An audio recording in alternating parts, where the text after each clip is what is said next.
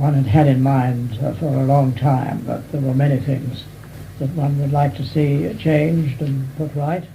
Back in the 1930s, there was no representation for pilots in the UK until a safety incident sparked Eric Lane Burslem to change that. Well, this had in fact really crystallised my views on having to form a pilots association which could in fact make sure that this sort of thing didn't happen again. Today, BALPA has grown to a community of more than 10,000 UK pilots. This week, a great nephew of Eric Lane Burslem visited BALPA to see how the organisation has grown and to hand over documents and photos for the BALPA archive. Well, it's an honour to be here right now, to actually see it firsthand, what he had a hand in as far as establishing here in Britain. It was well needed at the time, and I fully respect all the safety and everything that it's brought to us as passengers as well as the industry itself.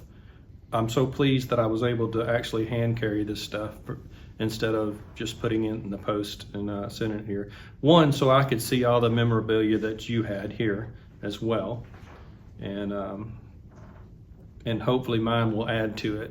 We're just looking at his logbook, and we're saying to Eddie that how many hours he'd accumulated. So this was in 1937, I think that logbook was.